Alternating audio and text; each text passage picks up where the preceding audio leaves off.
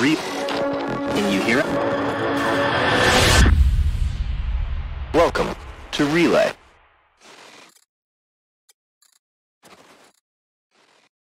Oh no.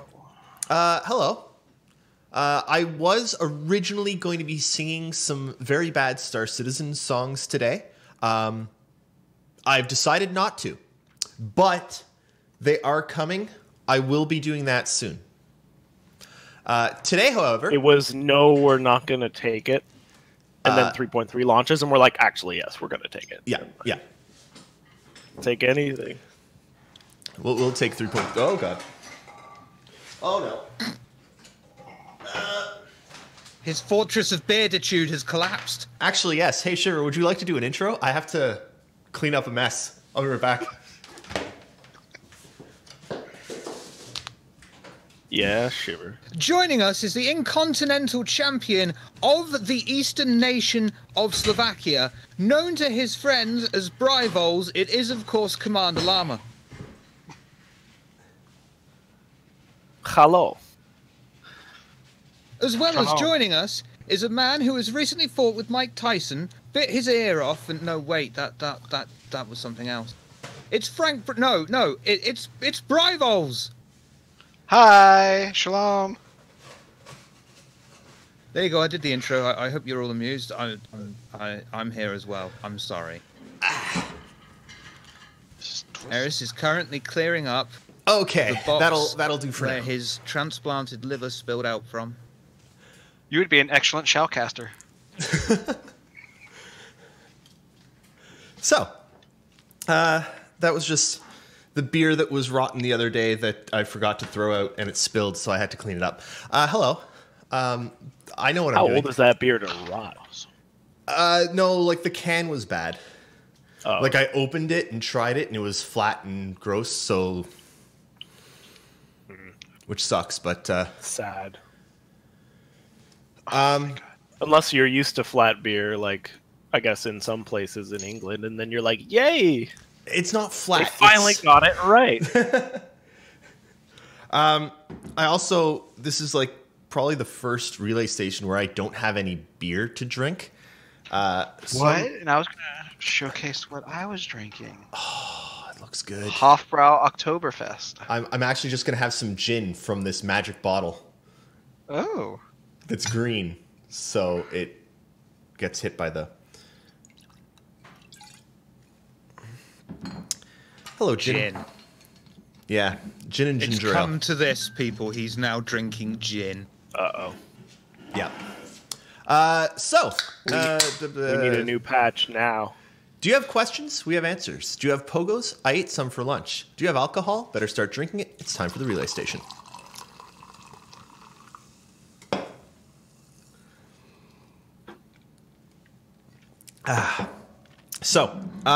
Is that... What the heck? What is that? What? Orange stuff. Paiza. Is that grenadine? No, it's... Or is it just weird lighting? It's ginger ale with cranberries. Okay.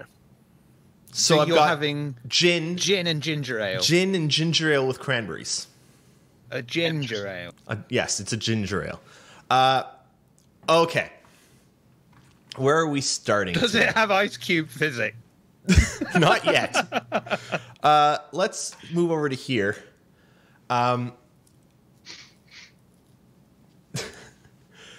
So, ATV this week, pretty things. You know how it is. Everyone was still tired. Mm-hmm. And they already gave their 10 to 12 hour talks. Yeah. Collectively. So, can we just make the game now? Yeah. Let's. I mean, this does look pretty.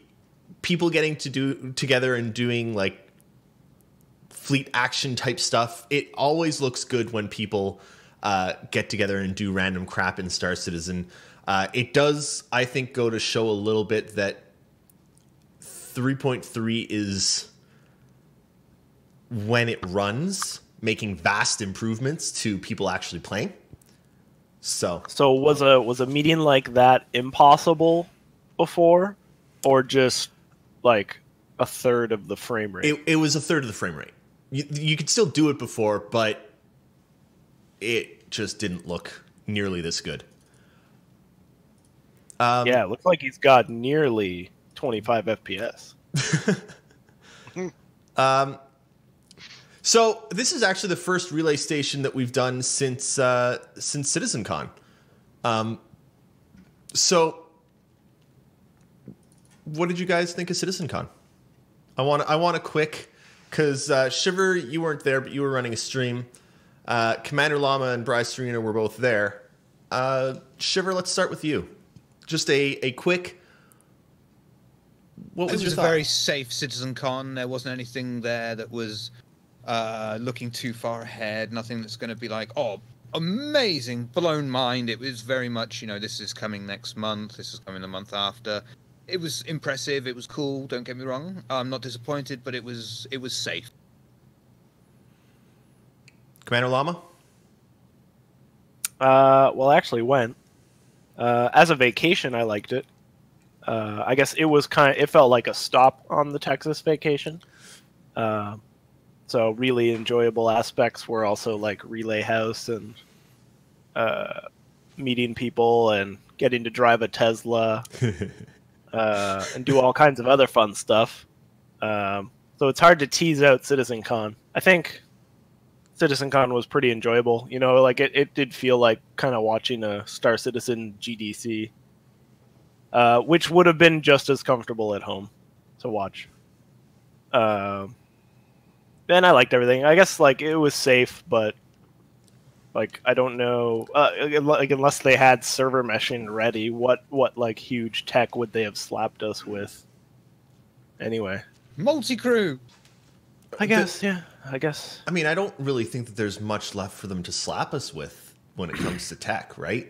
Well, and I think like there's just probably a lot that's not ready, so Yeah. that's why they didn't show it. They're showing stuff more and more in line with their quarterly model, Yeah. where stuff is actually getting close to done. What did you think, Bryce Serena? Wait, I don't have your name up on here. I don't know. Sorry. Same, like basically the same. I thought it was safe. I thought it was a little bit more tech focused than content focused in terms of, game mechanics, game loops, all that. But yeah, it was definitely like a stop in the Texas trip. I mean, I went with you guys to NASA, and so much fun. I do think that NASA might have been my favorite part of the whole. It was definitely a highlight, a huge highlight. Like it's very on par with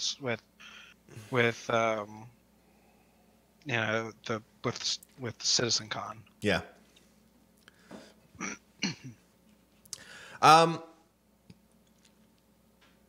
Were you guys disappointed that they didn't show much looking any further than this? Like the gameplay demo is cool, but with any luck, we're going to be able to do this in game in not too long. Is it disappointing that they didn't show us something further out? Like they didn't show us mock-ups of salvage, or they didn't show us mock-ups of Disappointing's a strong word, but it Like, would have but been would nice you want to it. see like a more raw, like internal prototype of stuff that's far away, like 3.8, 3.9 stuff? It And it's wouldn't just have like, fit yeah, we with got what they're this doing, cobbled would it? together. Oh god. Just a second.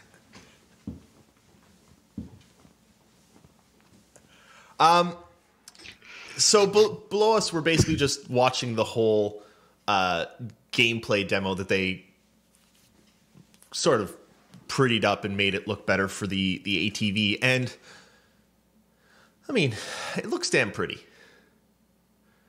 Looks good. I especially love that they did go to relay. But they cut it out of the recap. I know. At least they put us in the title. They did call it relay recaps, so I'm happy. I don't know. I don't know. There was nothing mind blowing about the keynote. now that I'm thinking about being back there, I did spend a lot of the keynote being like, "Cool, I'm on a train with nothing to do." Does that worry Like you guys? how exciting was the keynote, or how long was the keynote if you actually cut out like all that travel time? Yeah. Has anyone Are done you that? worried about the amount of travel time that it looks like they're putting in? Well, they are building a game that you are probably going to be on your mobiGlass a lot because that's the game menus. So there are going to be minutes and minutes where you have to go into your mobiGlass, and it looks like they're doing at least one app per profession. So you're going to want to be checking your phone in Star Citizen all the time. But that being said, I don't know. Look pretty boring.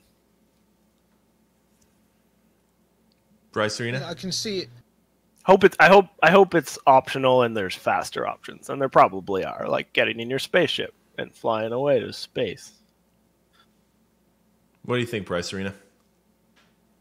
So I don't mind having long transition times to like either being on the train or flying to your destination, because I can either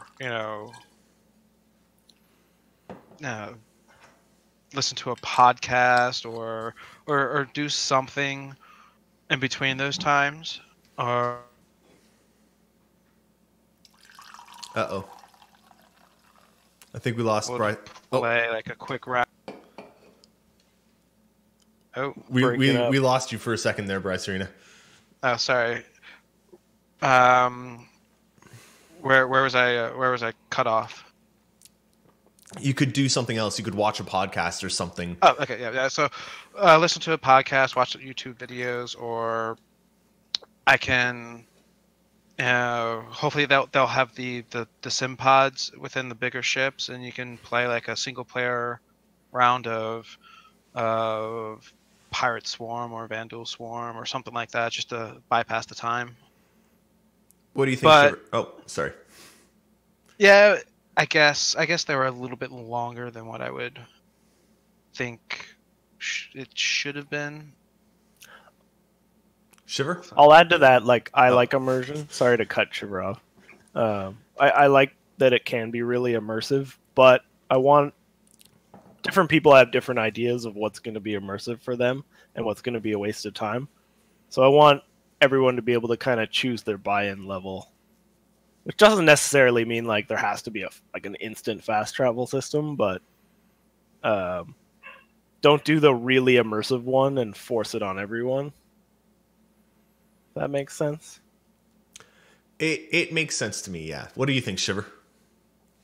I can see. I could see it being on the planets, for instance. Very first time you ever go and meet a contact, you've got to go through every rigmarole, get on the train, make sure you're on the train, follow it round, blah blah blah. But thereafter, once you've met them once, I can see them being a contact in your mobiGlass, like a regular MMO. Yeah. So you never have to go back and do that again if you don't want to.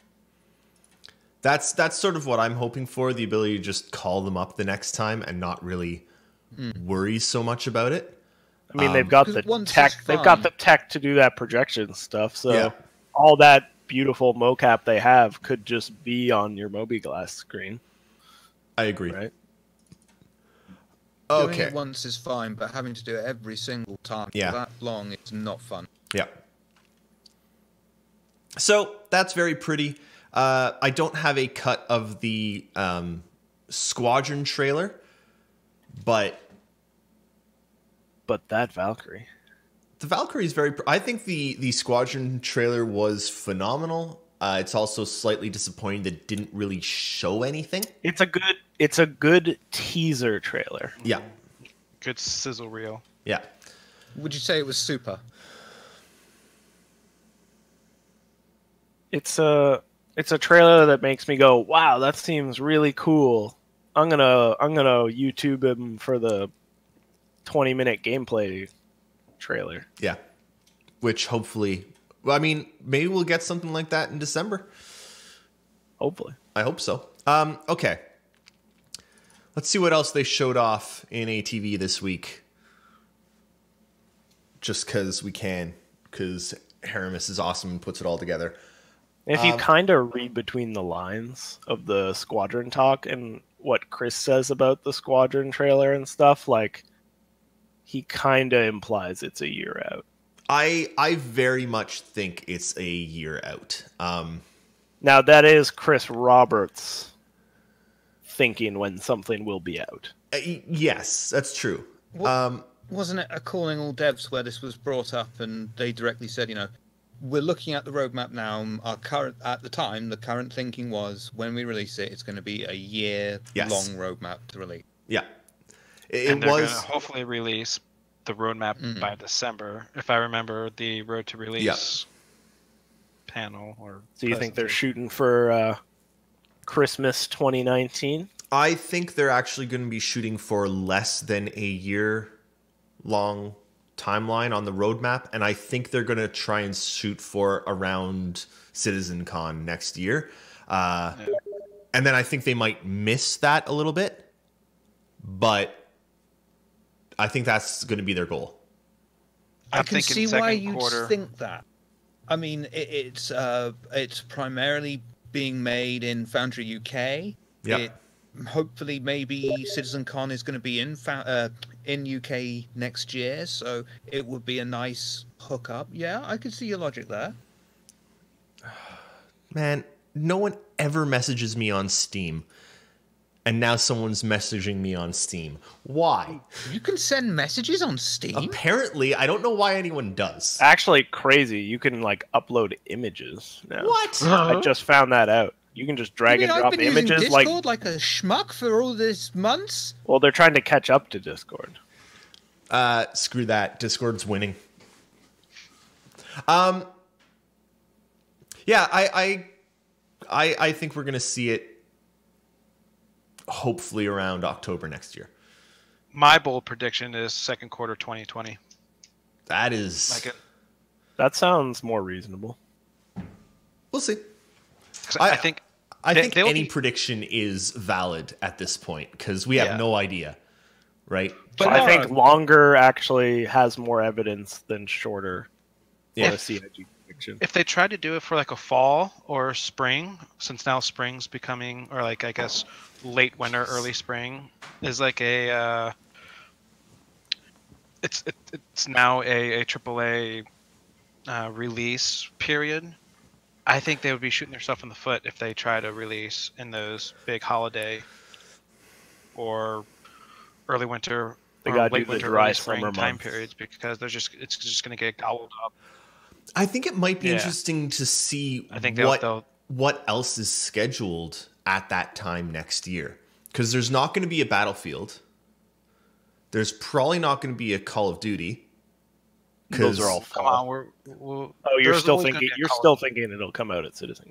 Yeah, I'm thinking October, November, December next year. There's not going to be a Battlefield or a Call of Duty. I think they're skipping 2019 for Assassin's Creed. Battle Cruiser.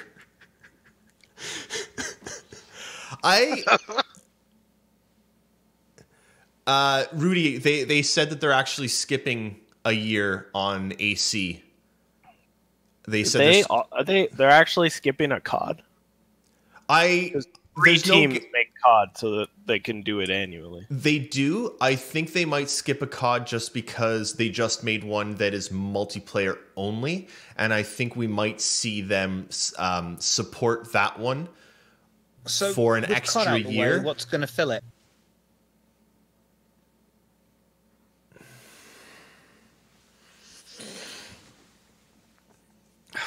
Shiver, you literally have no soul. You literally have no soul.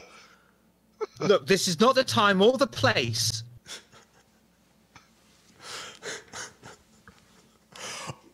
Okay. I want to say that the hand tech looks cool. It looks impressive. I like it. Sure is holding something. It holds up well. But let's watch something else now.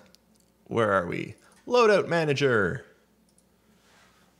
For vehicles. Look, there's different things. That looks almost usable. Yes. Yeah. That looks like I like that. Like you can just and the PTU. I'm still right not now, seeing a like. Sorry to interrupt anyone. I'm still not seeing like, oh, I'm gonna equip that one. What's the difference? Like, what am I doing to my ship? or what's Like all the descriptions are tucked away in a Yeah. corner box. there's no differential. Like this is more powerful, but is. Oh no, it's- there is at the bottom right when he clicks on one of them. Fuel per 1 kilometer, 1 million kilometers, 99 units, 98 units, 114 units. Right, but it's tucked away in a tiny text box that you need to scroll on for a lot of them. Yeah. That's we that's do- still no good. But We the do need a preview- comparison and stuff, but progress. Preview looks nice. I like progress. It's a lot nicer than it is currently. Isn't this in 3.3 PTU now? I I remember seeing, at least for the personnel. yeah, personnel loadout looks very like this. I haven't checked the vehicle loadout. I haven't actually checked 3.3. I'm not trying it until it goes live because it broke. I briefly dude. played the 3.3 PTU and it was a fucking mess. Yeah, That I was see my TD experience. a lot. Yeah. That's for those that crash to desktop. But I'm looking forward to 3.3 live, Yes. assuming all those problems were mostly fixed, resolved. yeah. What else we got here? Loadout manager, kiosks.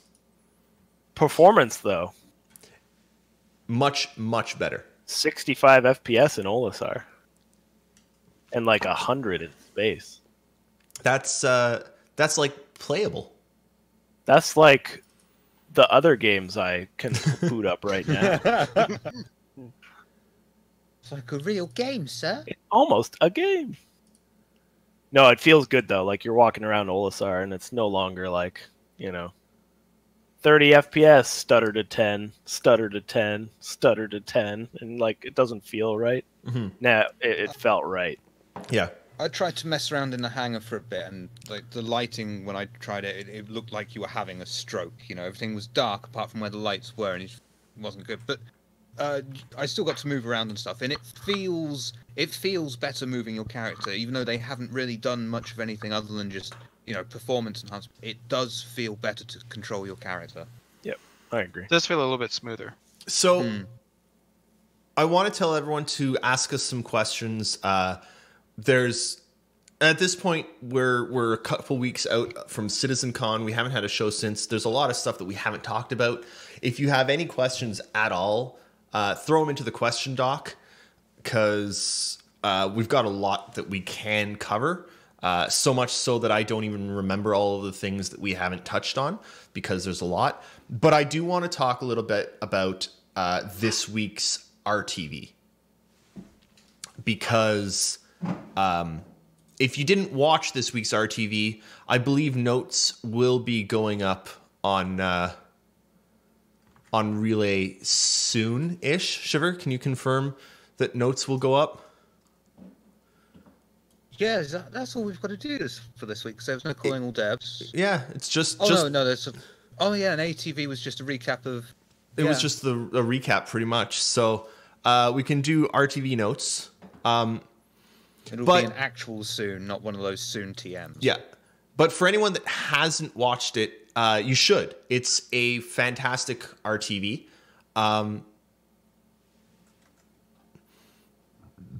It talks all about the new flight model. So I kind of want to talk about the new flight model for a little bit, if that's okay with you guys. Yeah, I'm in. Bryce Serena, did you take the time to go down and try and play it at CitizenCon at all? Not the Arena Commander one with the new flight model, but I did. I played the PTU 3.3. The PTU, I don't believe, has the new flight model. No, it didn't. No. So It had FOIP and FOIP. yeah. Commander Llama, did you? I can't remember. Did you sit down? I at didn't one of get the to ships? try No. Arena Commander, just FOIP. Yeah. I tried Arena Commander very, very briefly with this new flight model, but it was so briefly that all the controls were different. I couldn't figure out how to like accelerate, because they've changed it so now the like going faster and slower is on the mouse wheel, like they have it for character walking, which is different. Like I couldn't figure it out. I just kept crashing into things and dying. It wasn't an ideal environment. It was a really bad. And I was actually kind of disappointed that CIG didn't have anyone like talking to people that came in and are like, here, this is how you do this. This is how this works. Everyone was just, it was sort of at will, go sit down. Yeah, they Take could a have pulled seat, aside play. one of those old ladies who was an expert at the current flight model. They should have had people. Anyway, it sounds like for this new flight model, they want to make it more fun. Well, I'm against that. I had fun once. I It wouldn't was s- terrible. At least for the human ships, they want it to be more like WW2 planes in space. Like the human ships are losing some of the six degrees of freedom. I'm sure you can probably still strafe up and down, but it's going to be very muted, very. You're going to be listing lazily. I think what it is That guy knows some maneuvers. they are reducing the strength of maneuvering thrusters. Because the maneuvering thrusters right now, some of them are thrusting about the same strength as your thrusters, and that's a lot of thrusting. So they're significantly reducing the thrust of the maneuvering thrusters. And we have to trust that the thrust from the thrusters is an appropriate amount of thrust. So is a Thrustmaster joystick still the way to go with the new thrust mechanics? Yes. I dated a girl with thrust problems. So it's Wait. Tofu. It's not just. It is more realism that they're going for, but also more fun. Basically, what they're saying is it feels better when you go to turn your ship in space, you sort of drift a bit, because if your ship is too snappy, it sort of loses some of the fun of flying around. So I don't know, Commander Llama, you read through the RTV notes, right? I skimmed them, yes. What did you think of what it sounds like they're trying to do? And we did also watch the flight model panel. Yeah, we were at that panel. Yeah, we were at that panel. So what do you think of what they're trying to do? I don't know that okay, actually, like, it was really just little side tidbits that I learned from the notes. I don't think I learned anything new about what they're trying to do over the panel in any big way. And I feel kind of the same. Like, I just want to try it because it's hard to, even in text or video form, tell me how ships are going to feel. So I guess, like, I'm eagerly await. Like, everything on paper sounds cool. I'm not an expert of the previous flight model. I just crash into things. So, yeah. Well, that was intentional. Still valid. Yeah. So I'm looking forward to trying it out myself. I liked the little tidbits that I found in the notes, like really big ships have to constantly expend fuel just to like beat gravity. And I'm wondering if that'll vary, like if there's going to be a super Earth planet where like it's practically a no-go zone for like large ships. So gravity strength one of the is things high. that they talk about, and I think they specifically use the Javelin, as the Javelin has no sort of VTOL thrusters. It has no way. So if the Javelin goes down on a planet with basically any gravity or atmo, it cannot take off again. What do you think about that, Bryce Arena? Sorry. I think that's awesome. I think not every ship should have VTOL capability, should be able to be atmospheric. I just hope that you can, already bombard like your target from high either high orbit or right on the that what's the scientific term? Right on the Carmen Carvian. Carmen Yeah, line. like Yeah. right where. Thank you. Where the atmosphere meets space. So if you could just chill up right there and just shoot stuff, I'm cool with that. I think some of it'll be down low enough. You'll just smash them with the entire. That's too, but then you lose your ship. It's But- insured. You can use that as a hopefully you can use that as a base. I mean, with the whole, Bastard. it'll crash on the planet, and one of the ideas is that unless someone comes along and salvages it, it will never disappear, right? Maybe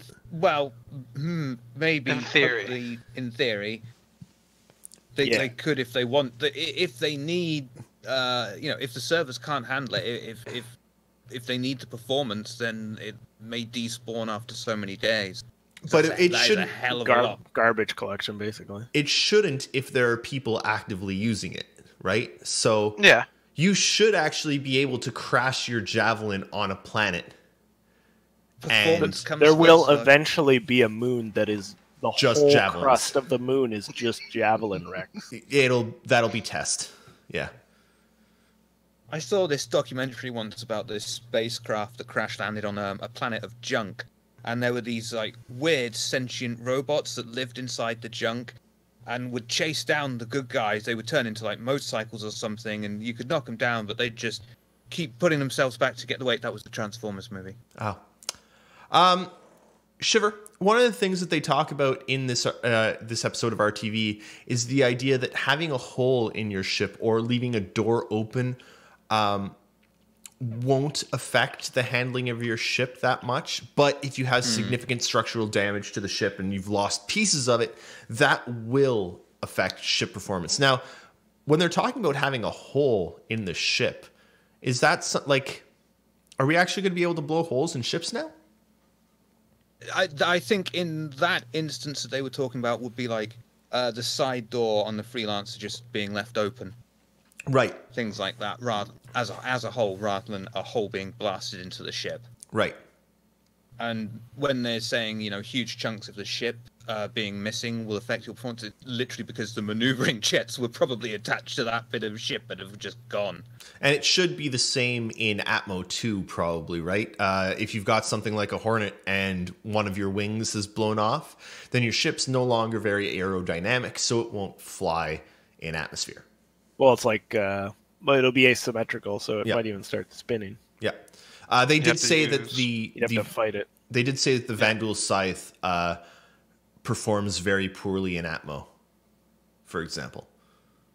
So, I really like how they're looking at this akin to World War II for planetary atmosphere flight. And then the two different methods for space, with the aliens having full 6 degrees of freedom and the humans being main-centric ships with just the main thrusters. I really like this sort of depth. It gives you so many tactical options as well. If you're fighting an alien ship and you're not doing so well, you bring them into atmosphere and suddenly they've lost their huge advantage. yeah. All sorts It of also... implications that they can just bring in. It I love also, I mean, there hasn't really been much of a reason to fly many of the alien ships to this point. But especially for people who fly largely in decoupled and are really good at like full 6 degrees of freedom flying, it might be a reason to start flying some of the alien ships instead, because you're going to have more maneuverability in space than a human one. On the opposite end, though, I got kind of excited when they described cruise speed combat. Having two ships decoupled, going through cruise speed, so, essentially almost like a cartoon. You just got these two massive ships pounding each other with laser beams in space, flying through each other, just facing each other, until one of them's either dead or another guy maneuvers off. I think that's brilliant. Yeah. I really think I like these changes that they're going for. They're also going to be doing things like the fans on the Aurora and the Connie will start working. They're going to be a third type of thruster that depends on the atmo. So as you go up in atmosphere, the fans will provide less thrust because there's not as much atmosphere from the thrust. Like, just a lot of detail. I like it. I thought you would need a lot of thrust if you're both pounding each other.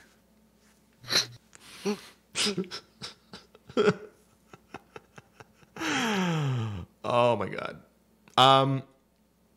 They also did say that one of the things you see a lot right now is you'll see, like in lots of the event videos and stuff, you'll have like someone sort of facing down, hovering, watching the event and filming and stuff. And they have said that won't be possible either because the front maneuvering jets aren't going to be enough to keep a ship upright. So I'm just looking for. It did look comical, didn't it?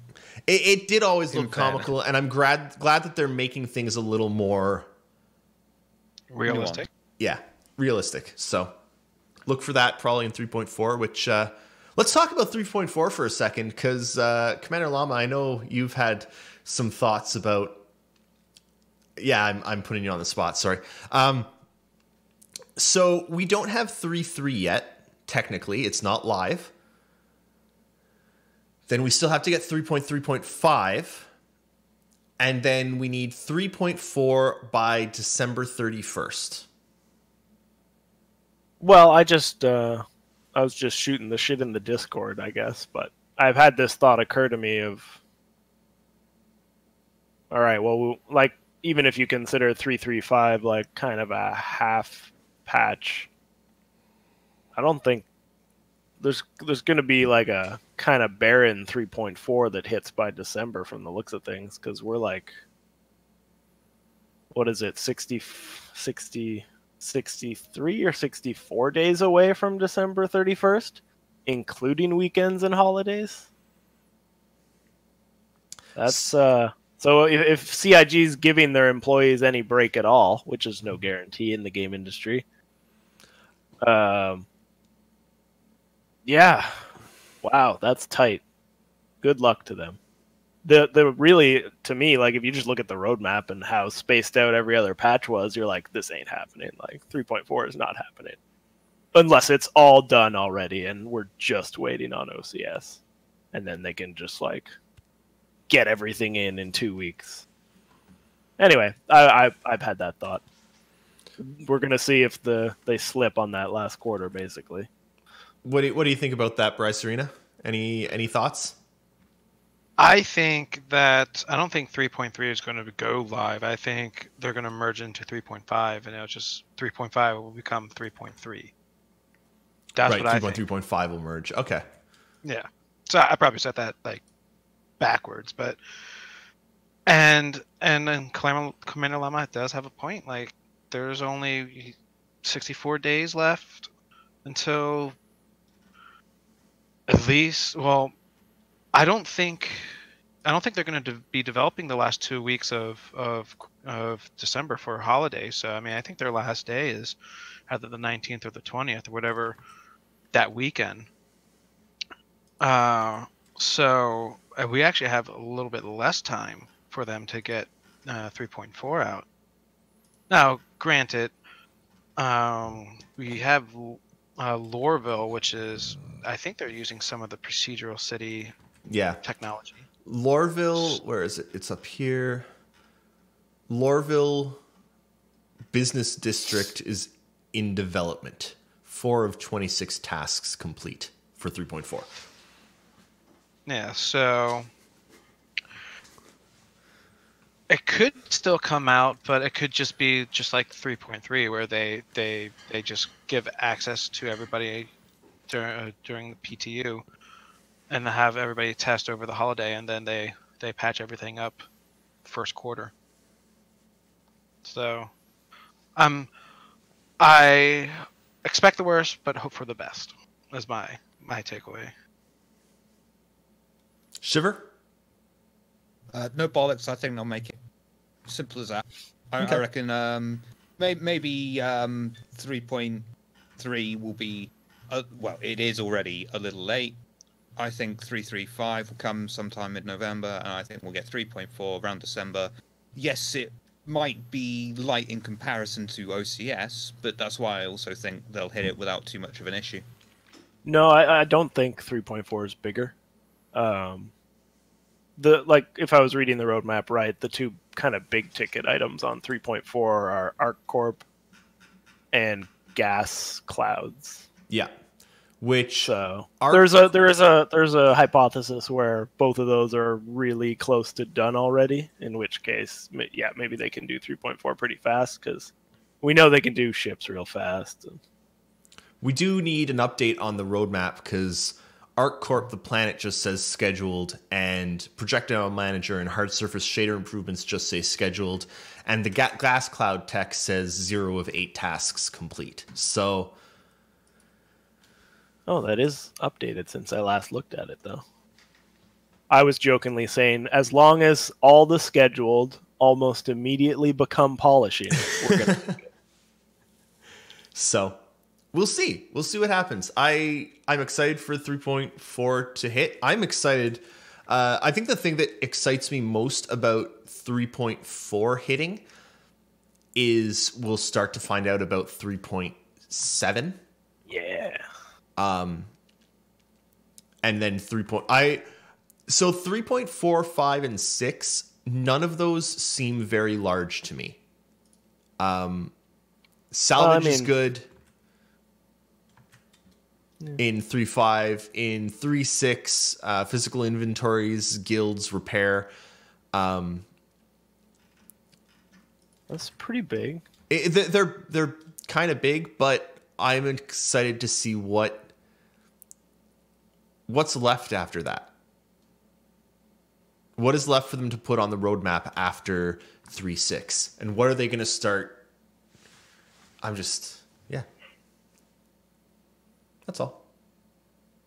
I'm excited. I mean, we've still got more iterations of mining itself to be expanded upon, scanning to be expanded upon, first a drop of salvage, then that to be iterated upon, then expanded upon. Yeah, they're all Repair is V1s. yeah, and repair is like going to be so complex because eventually that's going to be an aspect of that. It's a multi-crew thing as well. So Right. And ping and scanning improvements are in 3.6.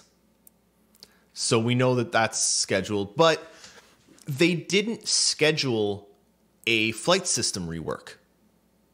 Right? Yeah, that's not on the roadmap. Flight system rework Yeah, is that's not on an the odd one. roadmap. So why isn't that on the roadmap? And two, are they going to put things like mining improvements on the roadmap, or are they just going to do them? I'm excited to see what they go beyond. Because if they're like mining version 2.0 with some drastic improvements, that's going to be in 3.7. Hey, I'm really interested to 3.7 now. Oh God. I mean, isn't asteroid mining like kind of a mining too?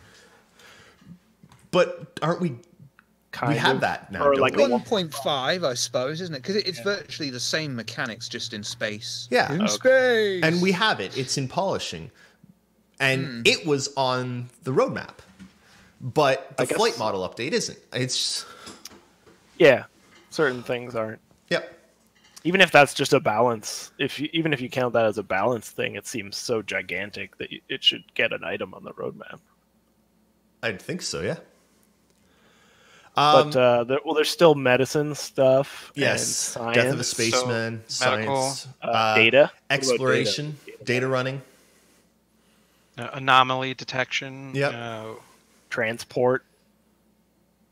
There's the cortex that are still remaining. Yep. There's the economy back That's end. the I don't other know thing. if that's going to get its own item or it just gets phased in 100 pieces. It's also going to be really, really interesting to see in future iterations of the roadmap, because once they put on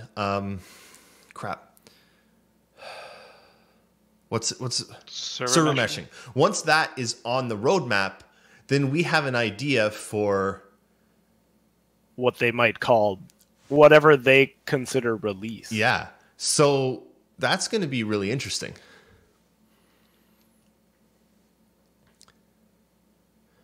I'm the most interested with Jumbify. science.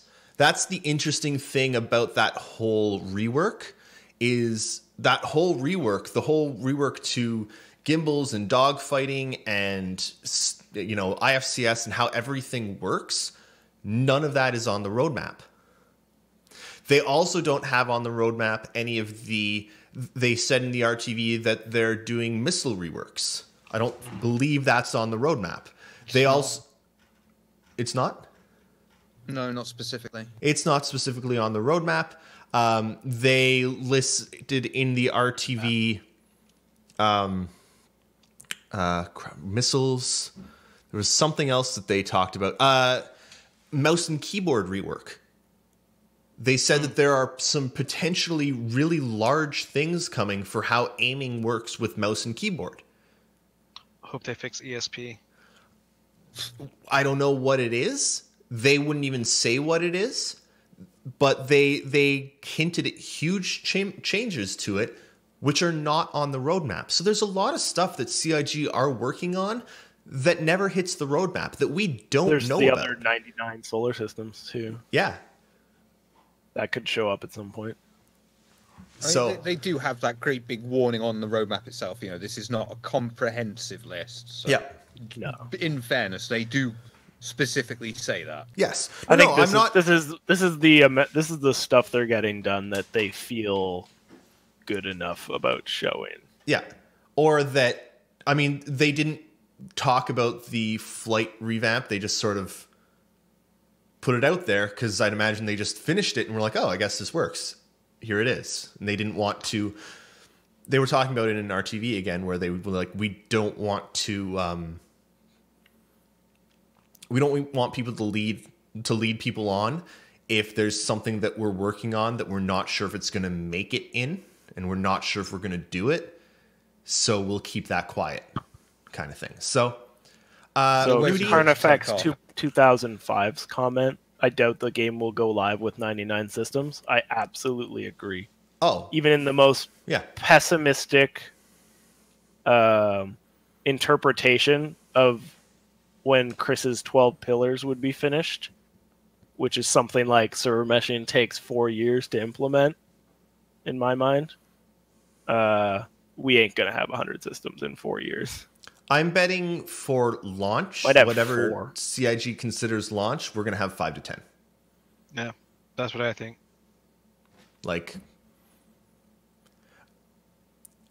And I think that's one of the things that Chris was trying to stress in that road to release, and I don't think he did a good job of it.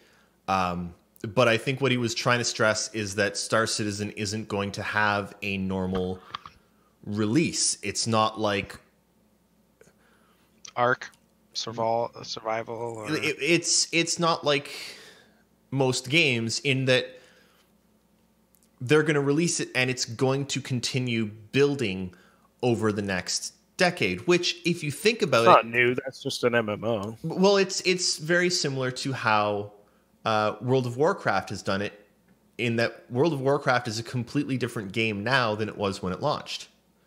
And yeah, that's not the way a single player game works, or even most competitive multiplayer games, but it's an MMO. It's going to continue growing as it goes. And yes, they had 100 systems in the Kickstarter, but I believe that that's the end goal. It doesn't mean that they have to launch the game with it. So, yeah. I don't think it really matters as long as the content you have is fun enough. No, yeah. I agree completely. Yep. Okay, we should get to these questions because I know there's a couple and we should answer them.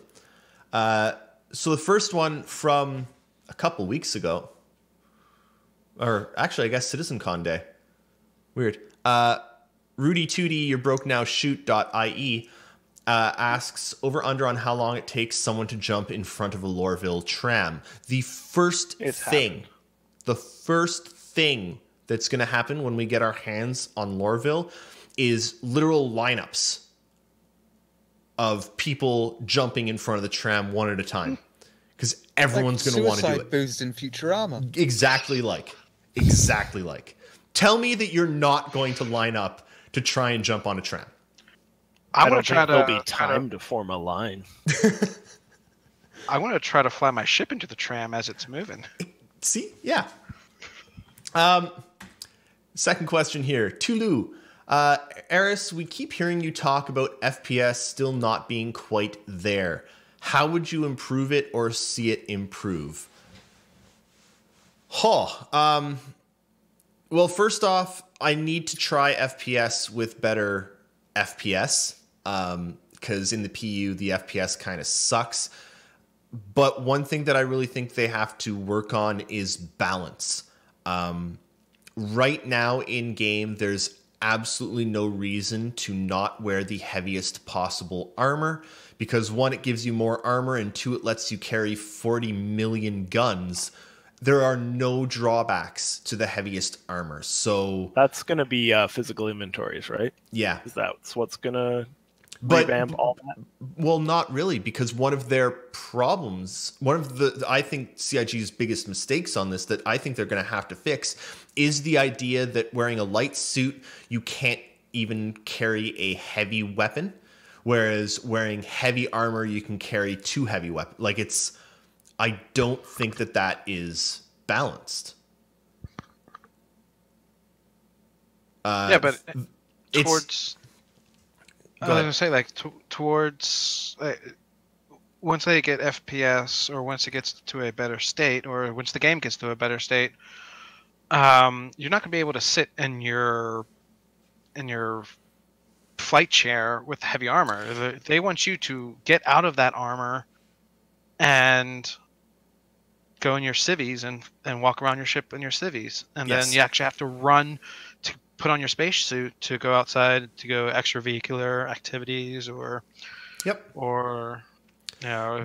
there needs hole in your hull. There needs to be and that's going to be important. You won't be able to fly in heavy armor, but until that's implemented, FPS sucks right now because heavy armor is unbalanced. The netcode doesn't support FPS, and the gunplay just doesn't feel responsive yet.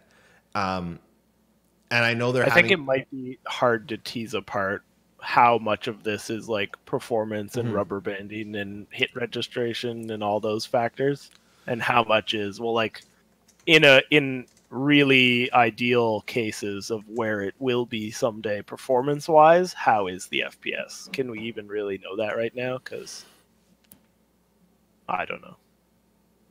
Yeah, I'm not going to look at it until the netcode is better, because until the netcode is better, it's really, really hard to tease what FPS needs to do to be good. Part of it right now is I think the guns suck. I have no interest in any of the weapons. Well, the sights certainly suck. The sights suck. They feel like ass. We can't put any attachments on them yet either. Yeah. It's a really tricky thing to do because what CIG are essentially doing is making two games in one. Off the top of my head, Star Trek Online does the same thing. You've got space combat, you've got ground combat. The majority, I think, I haven't got any actual evidence, just what I see. But I think the majority of players say ground combat is shit. Yeah. Full stop. And this is after they've done a major revamp on it, and it's a hell of a lot better than it used to be. I wouldn't say it's not entertaining. It's very much hold left mouse button, point, hold left mouse button. You don't want that. And getting, like Ares said, getting the guns to feel good in an FPS game is essential. You can't play a Battlefield game and it, when you've got a carbine and it's just doing these long range shots, it doesn't feel right. Even your character has to have a bit of kickback on it. You have to feel like you've got this gun, otherwise it just feels like you're just holding your cursor over a target, holding down the left mouse button till dead. Yeah. So it's tricky. It's going to take them some time. They need to work on it. Yeah. Jeff Murr. Why is CIG not in consideration of allowing the players to control the economy? How does having a player-controlled economy help or hurt the game? And how does having an NPC-controlled economy help or hurt the game? Commander Llama, do you have any thoughts on that? I missed the first part because I was reading what Desmarius said. I don't want to smile. I feel that. Wait, sorry. Why is CIG not in consideration of allowing the players to control the economy? How does having a player-controlled economy help or hurt? And how does having an NPC-controlled economy help or hurt the game? Oh, okay, so fully player-driven versus what they're trying to do with kind of a players can bend it, but there's a gigantic foundation. I want to start actually with one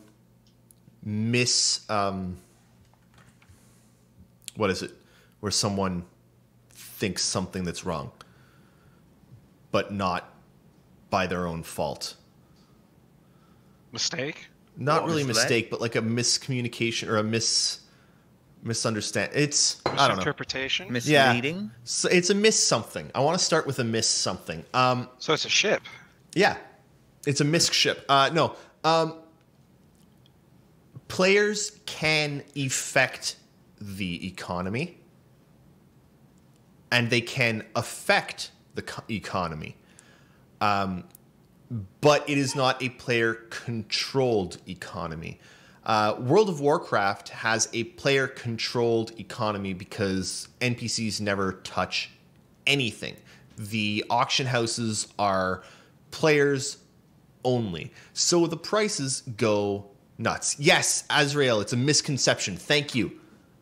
Yes, misconception. I knew it was a miss something. But no, in Star Citizen, players will be able to affect the economy. If players have a giant battle and tons of ships get destroyed, the economy will require more iron and metal. I don't know. It's very similar to real life in that your average people can have some effects, ripple effects down the line with the economy, but in reality, CIG are the Illuminati, really control the economy. Commander Llama, what are your thoughts on that? Well, I mean, things can go pretty haywire when it's fully player-driven. Eve. Just example. So I think CIG wants to control the economy, like Shiver says, and a good way to allow both to happen is kind of the middle case. The greater where good. It's not fully NPC controlled, because I think like players, like it really does depend on the logic of how the player impacts the economy at the implementation level. Most of the time, I think historically players make bigger impact. Like one player makes a bigger impact than one NPC, and players will do weird things to try to bend and break their economy. Probably things they can't predict. So, I'm not against a fully player economy. I think having it all operate on one economy instead of the WoW version where like there's NPC stores, but the NPC economy is like its own world, and then there's the player markets is this other dimension. Kind of like having it all on one thing, where I think the entire idea, value the entire idea of it is reliant on the fact that players are 1 in 10 of people in the economy. So players can affect the economy, and you will get things like tests or large orgs that will actually be able to, when they choose, have large effects on the economy. They could theoretically blockade an entire planet. And CIG have said that if Test wants to blockade an entire planet, they will be able to do that. I thought you were going to take it a very different direction of if all of Tests threw all of their auroras into the sun at once, then the price of basic starship metals would go up because of demand for suddenly making 5,000 Auroras. Yes. And all their prospectors have been stockpiling all their metals. So I mean, And if Test does, or some big, huge organization does blockade a planet, there's going to be jobs or quests that get reported out to have people unblockade the blockade. So, or the UE, if it's a UE held planet, will come in and wreck shit up. So, yeah, I think CIG has the right mind where we can influence, but we can never really truly 100% control. And I think that's a good thing. I If think they want to that do GM events and things like, you know, back in there, then they need that much control to be able to make sure the economy isn't too glitched out and isn't too farmed. I think that one of the important points here, Jeff Moore, would the NPC police not have overwhelming power and accuracy in breaking a blockade of a planet? I mean, overwhelming power? Not necessarily. If Test has, Well, if you're if an blockading a planet, there's no police, is there? 'Cause you well, can't well, the UEE blockade Earth. theoretically, the UEE would potentially show up with some Idri Like a or a Bengal Bengal and or a something, Javelin. but that's if you're in UEE controlled space. What if you're not in UEE controlled space? Then guess what? The UEE is not going to show up, right? Yeah, it would Other depend on NPCs the. or players I guess will it would show up. depend. It would depend on the law of the situation. Yeah. I mean, and even if the UEE is called in, what if Test happened to find a Bengal and they've got a Bengal sitting there ready for the UE? Like there's so much going on. And yes, the economy will try to correct itself, but it's not going to overpower players by default. It's going to allow players to be 10% of the economy. And personally, I think that's probably the best way that CIG can do this to make it seem like you're actually living in the world. Because I alone cannot affect Tesla's stock market value. I can't. But if, you know, 1 million of us got together, we could all fund a game project and have some form of measurable impact on the economy. Right? So I think we should blockade a planet just for the fun of it. Yes. Although I'm left wondering why.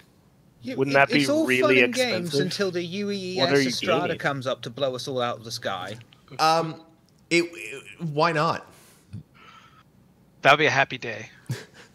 Yeah. Anyway, I think there's one more point that I really want to make, and I think that this is the most important point when it comes to any economy discussion that has anything to do with Star Citizen. Tony Zurvek is developing the economy. He is smarter than all of us combined. I trust him. And he's going to use algorithms. It's going to be systemic. It's a systemic system that will systematically systemize and I'm going to stop. Drive the Algorithmize. diegetics. Yes, the diegetic algorithmically algorized algorithms. Okay. Moving on. Also from Jeff Moore. So this is a long one. Let me expand this. 1 second. Sorry. I feel that current UEC pricing on ships is a scare tactic to get you buy those ships now for real money, as they look undervalued when shown against the light of what they will cost, excuse me, in UEC once the game goes live. That $21 million Hammerhead will cost you $21,000 real world if you bought it later with cash to UEC chits in game. Why scare us like this? Is this an underhanded tactic to bring in new money or squeeze your whales for even more? Good question. Shiver, I'll let you take the first stab. Don't be so paranoid, dude. That's the first thing I'm going to say. Don't be so paranoid. All right, just chill the fuck out. If you don't want to give them your money, don't give them your money. I don't think this is a scare tactic or anything. If anything, this would make more people go like, well, fuck that, I'm not giving them anything else. Just chill. It's what it is right now in alpha, this first iteration. There is no fucking way that this is it. You know, I'm not... If you know, everyone, their first reaction right now is, these fucking prices are fucking insane, CIG. I think they've heard you. It will be changed. Don't worry. I don't think that the prices are going to change. I think the prices are accurate to the values of the ship components. I think that what will change is how much money you earn for doing shit. They also might not change. That might be true. Because, people want your soul. well, if they want a ship rental system to actually be used, maybe that is the cheap way you try other ships. Plus, Whereas getting a brand new ship that you own forever will actually take a long time. Plus, it's a hammerhead. It's like you, yourself, as a human being, owning a super yacht. How many super yachts do you own? Oh, guess what? I own Super 4. yachts are hard to own. You can't own one. The core issue is that we can all agree on is everything is just too damn expensive. And yes, Jeff Murr, you're fucking absolutely right. Everything is too damn fucking expensive right now. It'll be changed. It's it an has alpha. to be changed. if I may, CIG did say that if you buy these ships early, you're going to get them at a pretty significant discount in terms of They have always said UEC to dollar ratio. So I don't think it's really a huge scare tactic or trying to milk whales for more money. Yeah, I don't think that CIG needs to milk the whales. Here's the thing. In all love and respect for the whales, and I'm talking whales that are bigger than me, and for the record, I have $5,000 plus literally uncountable hours into Star Citizen. I run a goddamn stupid website about it, okay? The whales they don't give a shit, okay? CIG literally doesn't have to do a damn thing to get money out of the whales. CIG also recognizes that most of the people that have bought into the game are not the whales. Most of the people are people like Commander Llama who have an Aurora. And a Connie split among 4 people. Right? It's 4, Yeah. right? Yeah. But CIG don't have to manipulate the prices in-game for whales to buy shit. They literally don't. The people that are going to buy those ships are going to buy them regardless. What CIG have to do here is make it so that it makes sense in the game.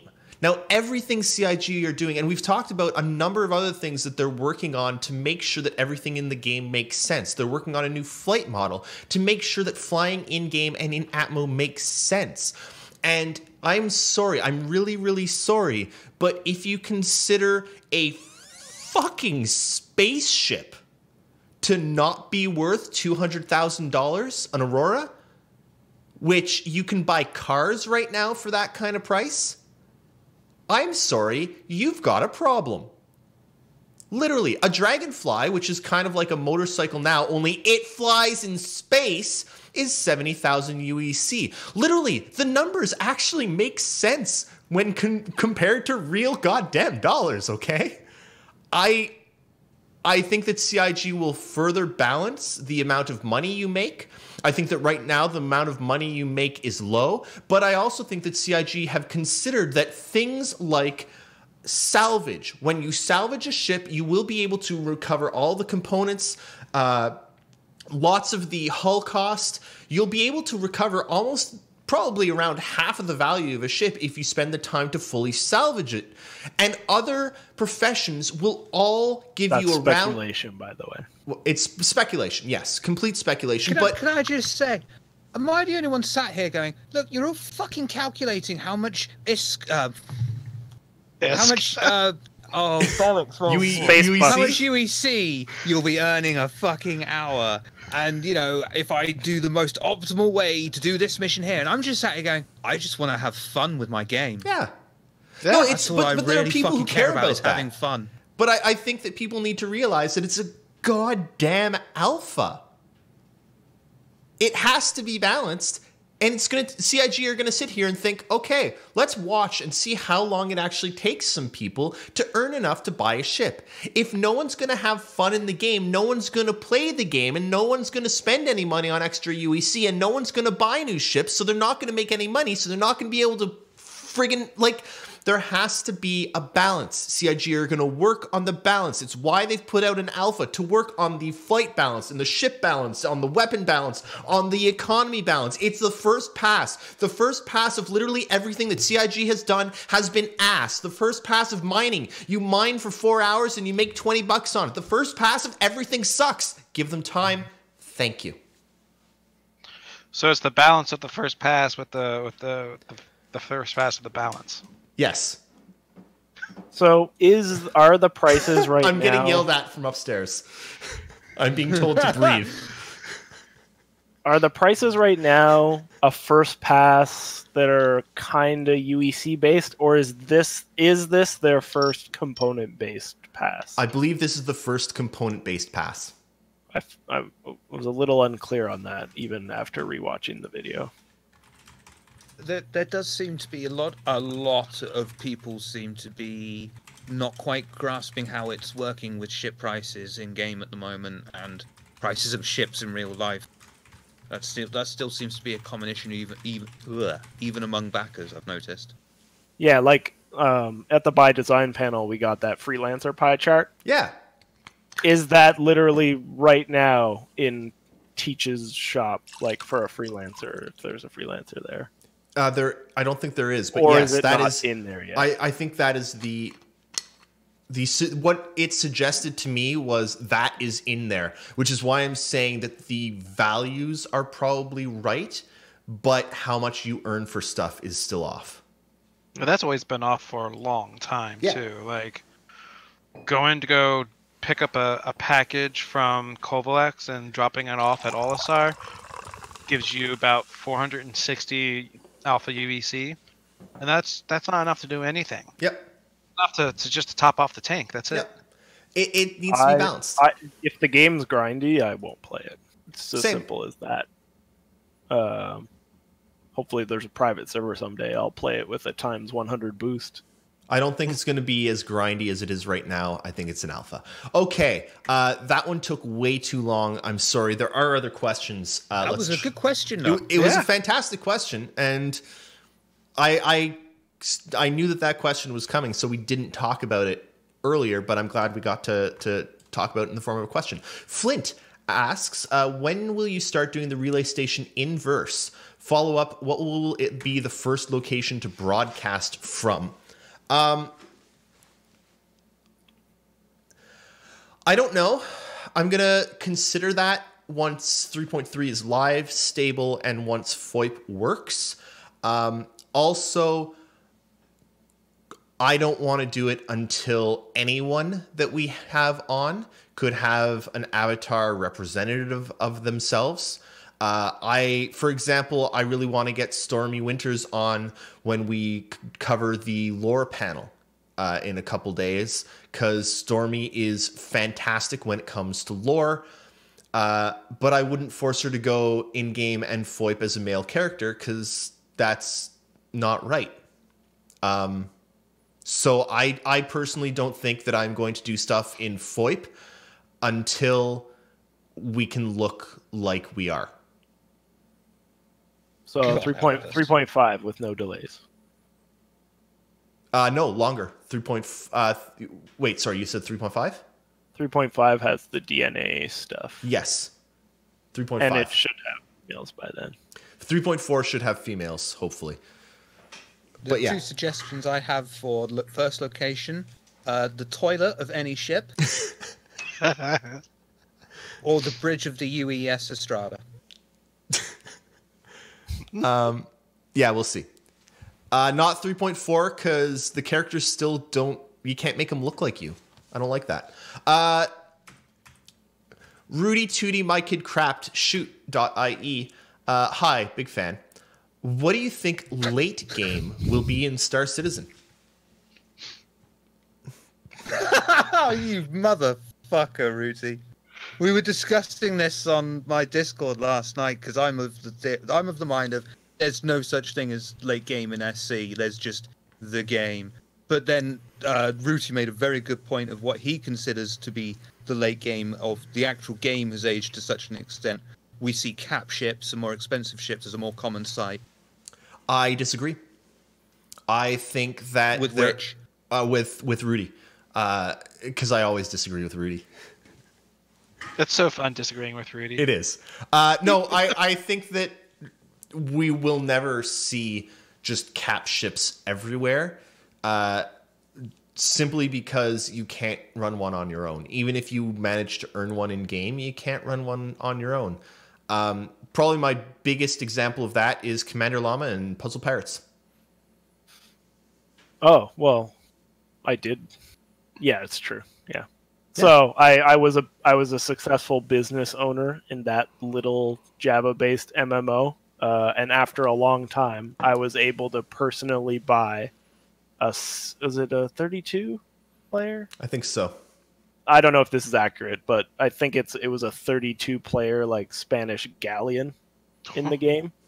But even though I owned it, and they did have an NPC system in that game, trying to solo pilot one of those things was you were just floating loot. Yep. Also, I will point out that did the developers not ask you to stop? Well, me and the other business owners that caused an economic crisis in the game did hold a meeting about how to fix it. Yeah.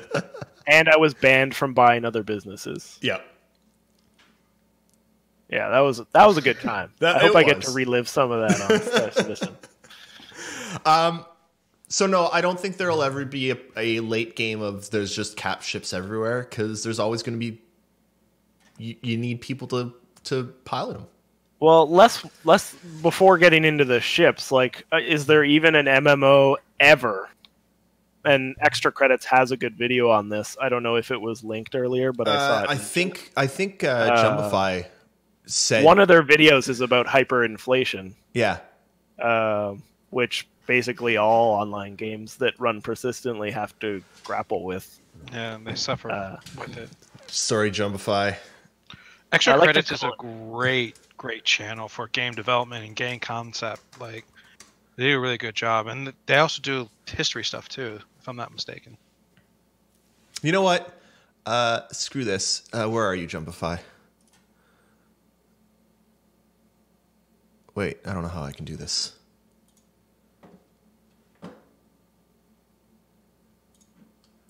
Jeff Murr asks, in regards to the new flight model, how much of the work that John Pritchard did has been discarded in response to bringing in a new flight model going forward? All of it?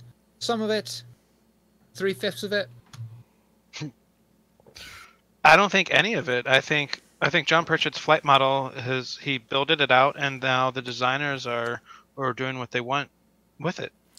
I think that's exactly what he said when he left. Yeah, I think it's not the flight model that's changing, it's the power of the ships. The flight model, the physically accurate stuff is still there, and it's had to be modified a bit for atmospheric flight, but the physicalness of it is there. It's the ships that are changing slightly. And I think in likeliness, some of it's been dropped, not all of it. Some of it's been added to and expanded upon. But he would have left like a flight model Bible before he left, because he did write it. He would have said, well, this is how I got to this point here, and this is what we're aiming for, and possibly how to get it. So, yeah, some of it. I think people seem to forget that flight model and flight characteristics are two different things. Like a flight model is purely physics driven, and flight characteristics is just how your ship feels while it's using the flight model. Yeah.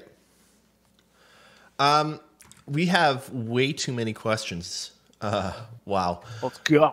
Okay, we're going to try and rapid fire a few of these. Ronan, when the front thrusters have not enough power to hold the ship up when you mine on planets or moons with your prospector, can you imagine that situation when your ship won't be able to keep itself up on a planet to mine? Shiver. I can't imagine that because I never bothered with mining. Okay. Bryce Arena? I don't think that's going to be a thing because if I remember correctly, you'll be able to drill down into the planet for mining, so you'll be landed. I don't believe what we have now is the final plan for mining. If you look at most of the official mining art, the prospector is landed. So just land your prospector, you'll be fine. I think I foiped my pants. What are the chances that with 3.3 still in PTU and 3.3.5 not far from completion that they get merged before the 3.3 release? Commander Llama, we talked about this earlier. 3.3 and 3.3.5 getting merged? Oh. Yeah, it's possible. Possible. Yep. Also, great name. Triangularity asks, if you could choose, what kind of ship will be the next concept ship? Single-seat fighter, alien medium transport? Let's do a round table, starting with Bryce Arena. Ooh, I like transport, so we'll go alien transport since we really don't have a lot of those. Shiver? Another two-man combat ship because I love combat. Commander Llama? I don't give a shit. Fucking noodle truck. That has been my answer this entire year. Is a food truck / noodle truck. My answer will not change until we get toilet block truck. Make a fortune of cutlass owners. Ronan asks, okay, when do you think the jump points are going to show up on the roadmap? I don't think they will. I think they are going to be sneakily added into the game with scanning improvements, and people will, in scanning, find a jump point and be like, holy shit. And then it won't work, and everyone will be really, really angry, but it'll still be fun. Crash the desktop. The good old great. CIG troll. Yeah. Anyone have a different idea? Probably before server meshing, because I think server meshing will, like, jump points will need server meshing so we can, jump to other systems. How do we know they're not already in? Oh. Okay, Elwook Done. It could be. The game could be completely done and they're just waiting for us to find the jump points. We're just not good enough yet. Yeah. Elwook asks, is server sync more important than FPS? It's starting to seem that way in the PTU. Server sync, like latency? Yeah. Yeah, like desyncs and lag and I think stuff. I would say that they are equally important. Both of them make it impossible to play a game. They are two very different systems, though. They are, but both of them grant the same. They pull you away from the game. Anytime FPS drops happen or anytime server lag happens, you are pulled out of the game to sit at your character and get angry. I think they're the same. I like stability over performance myself. I can play a game with 30 FPS just perfectly fine. I don't need Heathen! the glorious 60 FPS Heathen. or higher. Heathen! For a game like Star Citizen, you need the 60, I think, at least. And it's stability that's the big part of that, even for FPS, because even before the PTU, I could run the game at about 35 to 40 FPS, but it was just non-stop, like, Hitching. stutters. Yeah. And that destroys the experience. Like, if it was just always 40 FPS, yeah, I would get used to it. but it's not. It's not even close. Sir Shadowblade asks, do you believe that Rust and Star Citizen have similarities? If yes, what? I believe that they are both video games. Kill people with a rock in both. They're multiplayer. Insert witty comment. I never played Rust. Yeah, I haven't played Rust either. I have no idea. Yeah. I mean, Rust seems to have, as of right now, everything that we can talk about, Rust has a hell of a lot more freedom with the way you can build structures. Like, a hell of a lot more freedom. Yes. And I think CIG will be looking at stuff like that in the future for land claims. But they haven't had to implement that yet. So when they implement it, I'm sure they'll look at it. Haramis asks, or statement, I think the only reason for this particular Squadron 42 trailer, it aimed at us, citizens, to illustrate the difference from then to now, and that the wait is worth it. P.S. The red in the coil makes it 3 times better. I sort of disagree. I disagree. I mean, it is obviously for us, but I think it's actually a teaser trailer for like a 1 to 1.5 to maybe 2 years out release, wide release. I think they wanted this not just to touch backers, but everyone. I think it was, and they did. I think it was fantastic for people like Mark Hamill and the guy with the mustache to tweet. Oh yeah. Do you mean Henry Cavill? Yeah, I do. The guy with the mustache. But you knew who I meant. I didn't. Well, kind of. I looked at you. I was like, mustache, and you're. I see a green screen, and then I put the two together, and I think. Well, actually, yeah. What Astropub says. It's what CD Projekt Red did for Cyberpunk at E3. It's hype. And I received it the same way. I was like, this seems really cool. I wonder what the game's like. Yeah. I don't believe that anything that CD Projekt Red showed us at E3 is what the game is going to look or feel like. To be honest, it's still too far out. I'm excited for both. They both look fantastic. And I think I do agree that I think that part of that video was to be like, hey, look, just because we're done the cutscenes a year ago does not mean we've stopped improving. Here, look at some of the improvements, and also show this to people, because normal people will look at this and go, holy shit, is that a video game? No, that's an animated show, or like that's a real life show that's going to be on Netflix, right? No, it's a video game, and people will be literally dumbfounded and stunned by the fidelity. That mocap. Everybody drink. Okay, I want to get through. We're going to go a little bit over, but I want to get through these. A ham sandwich asks, does Shiver know about the clip of Melissa Estrada from last time he was on Captain's Table? It was passed around the Frankfurt office, and I don't know what that is. No comment at this time. Okay. Ball asks, not trolling, do you think CIG is making ships less modular in order to sell more ships? Are the days of Avenger-style ships over? In a sense, I think yes. I think they have a lot more role-specific ships. Why are Avenger-style ships over? The Avenger has a bunch of different modular things. They have variants, but at some point you should be able to switch out the stalker component. And I mean, what if they? I don't think they're going to do that now. I think they're just going to be variants. You think that they're getting weight from since the hangar? I've never thought SC ships were modular. I don't know. You think that modularity doesn't? I'm hoping. I think that that's wrong. I think that we're not going to see it for a bit.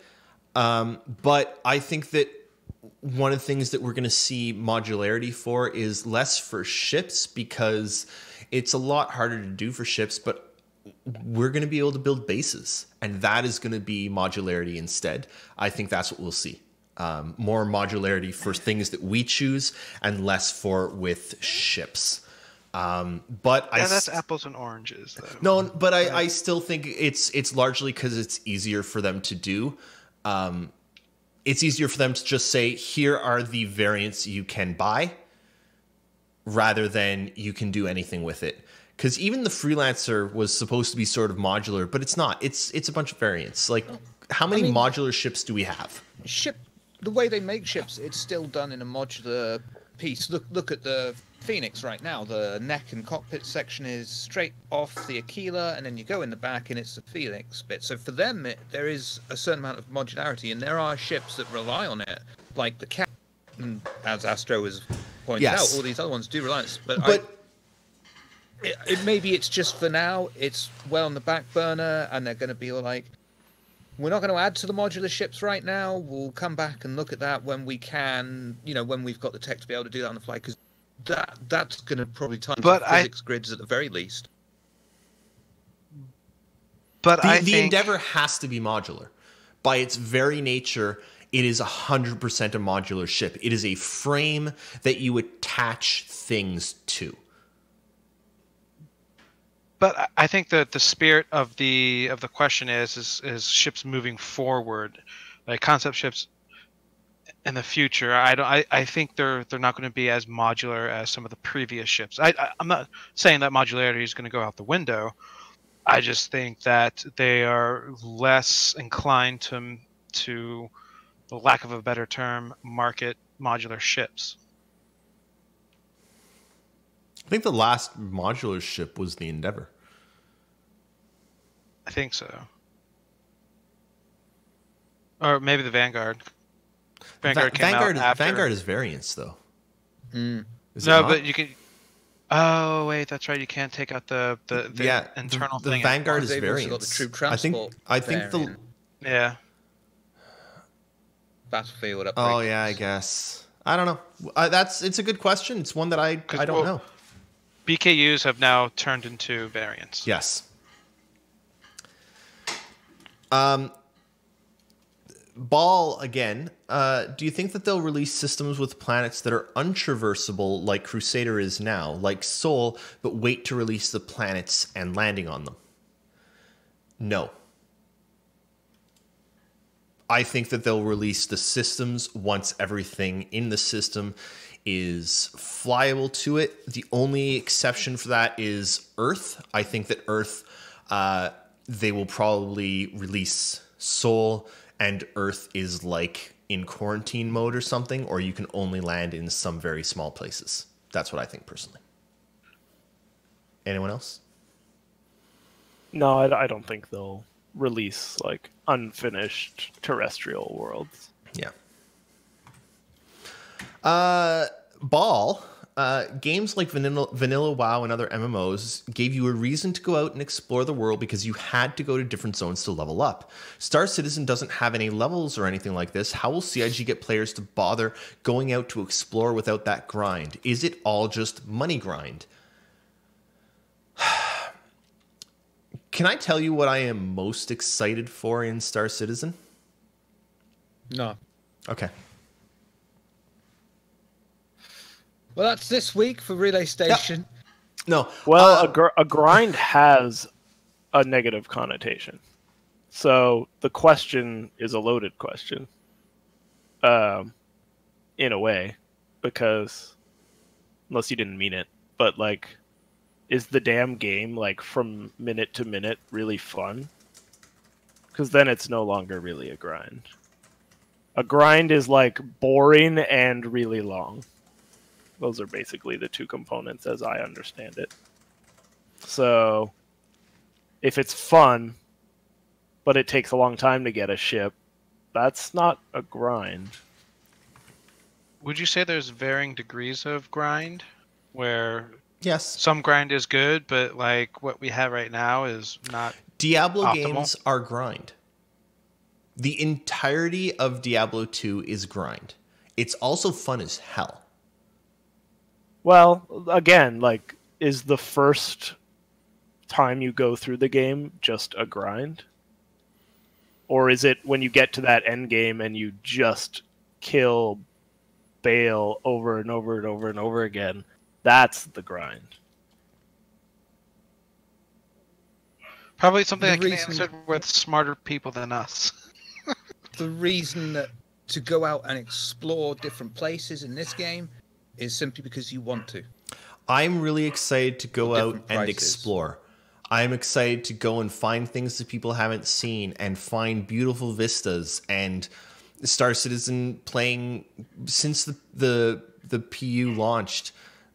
Even just on some of the moons, just watching a sunrise on a moon in the game has literally brought me to tears several times. It is nothing short of beautiful. I am really, really excited to go out and explore as an explorer and do that and find places that to me are beautiful. And I'm also excited that I'll be able to find things that I can then go back and sell to people who will want to mine it or salvage it or whatever. But I don't consider that a grind. I don't consider me doing that to be grinding because that's what I want to do. I'm excited to do it. May I just say Yeah. the best grind is Napalm Death. Let's get through these. Haramis asks, "Are you excited for the Christmas live stream?" Roundtable, Bryce Arena. As long as it's not janky. Shiver, Unless I have to pay $20 to watch it live. Commander Llama. Never forget. Nah. Yes, as long as it's better than that one that I've forgotten. And Haramis, did you ask the questions from the Relay CitizenCon question form? We did not. Unfortunately, at CitizenCon, we got exactly 0 dev time. It was basically a cluster, and I'm slightly disappointed in it. Having press access literally got us nothing. All it was were seats that were actually further back than our VIP premium tickets that we had. So no, we got nothing. We got no interviews. We got no talking And it was with just devs. too busy of a day to It was do anything. there was just no time. Even for the devs, they Yep. were just running from panel to panel. It You was just had to. It was pretty much like Pokemon. You had to encounter a wild dev, yeah. like Yeah, in the grasses between panels, or you didn't get to talk to them. and I think I mentioned Shame. this on the day after during that really nice long live 6 stream, hours of live streaming. Yeah. that Oh. there just seems to be there was a logistic problem there. Like Yeah. I think in the future they should have like, at least for press anyway, if you guys ever do get press passes again, have like you are able to go up to wherever their chill room and just sit down and chit chat with people. Well, I would have liked to have been able to be like, okay, so some devs have some time. Would you like to speak to any of them? Yes, I would. Like, I would have but there wasn't. There wasn't even that. It was like, so what does press mean anything? Do we get anything? Yeah, you've got these seats. Anything else? Nope, that's it. Okay. So, can we get You interviews did not or have anything? the right attitude. I'd try no. and get behind the No, stage I and would things have like had that. to And if have- they'd stop you, just say, Shiver, freedom of the Shiver, press. I would have had to have been an asshole. But that's when you. Yeah, that's you what do I'm it in- saying. Be press. No. You do it in a pair, and one of you has a clipboard, and you're just pointing at the clipboard as you go behind the stage.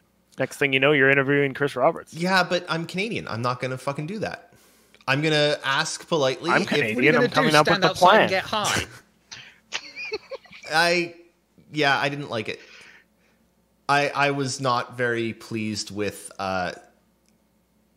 I wasn't really pleased with it. And yeah, I could be like Angry Joe and hijack people outside the restroom, but again, that's an asshole. I've done that. I wouldn't do it. Like, I straight up will not accost. We saw a dev You at do the it Austin. inside the washroom. We saw a dev at the Austin airport as we were leaving. He was there in his CIG dev jacket and he was hanging out. And you know what? I went up to him and I was like, dude, you guys were fantastic. Watched the presentation. Thank you so much for all your work. And I walked away. And he was like, "Who the fuck are you?" Yeah, but no, he was like, oh, thank you. That means a lot. And it was, but I'm not going to sit there and start pestering him. I'm not going to pester a dev outside of a washroom. Like, there should be times for this to be done. I don't think it's good that Angry Joe did it. I have no respect at all for Angry Joe. If they've got a CIG jacket on, depending on where, they're fair game. If they've just finished their day at the office and they're going home, nope, not going. Nope, that's fine. You go fuck home. But I don't know. you know, after I don't like it. At a sitcom, go. I don't like it. I think that I have accosted someone coming out of the bathroom, Jeff, at a Citizen Con. I can't do it. In 2015, they sat us down and they were like, "Here, this is a room for you guys to ask questions. We're going to bring in devs for you to talk to when they have free time." And that's how we did it. And that's what I liked. I liked that they are going to bring them to us when they have free time. I don't want to have to go and accost someone. I don't want to have to show up and be an ass to someone because I think it's incredibly disrespectful and rude. I don't appreciate it. I wouldn't appreciate it if I was coming out of work and the washroom at work and some reporter barged in and was like, blah, blah, blah, blah, like, screw off. Like, seriously, screw off. But then you turn around and you're like, yes. I don't like it. Turn around from the urinal. Yeah. And fix And them. yeah, I Then would. you learn how to do a golden handshake. I don't know. Anyway, Bryce Arena, you're going to be on something in a couple hours, 2 hours, correct? Yeah, I'll be on the captain's table. So everyone, go watch the Captain's Table in 2 hours. It's always a phenomenal time. And that's going to do it for us. I'm sorry it went a little long, but thank you all for hanging out. I realize I ranted a little bit. Shiver. I got two things. Go. Tune into Dead Air if you're willing and suicidal. It'll be the last one for at least a month, and then Taco's gone. Also, Friday night show coming up on Friday. Last one again for a month. So check out those. Those are over at the base, twitch.tv/thebaseradio. So watch those as well. And thank you all so much for hanging out. Join us. During the week, we'll be doing random streams for the panels still as we're trying to get through the panels. Follow us on Twitter or join our Discord for announcements on when those happen. Thank you all for hanging out, and we'll see you all next Saturday. Ta-ta for now. End stream.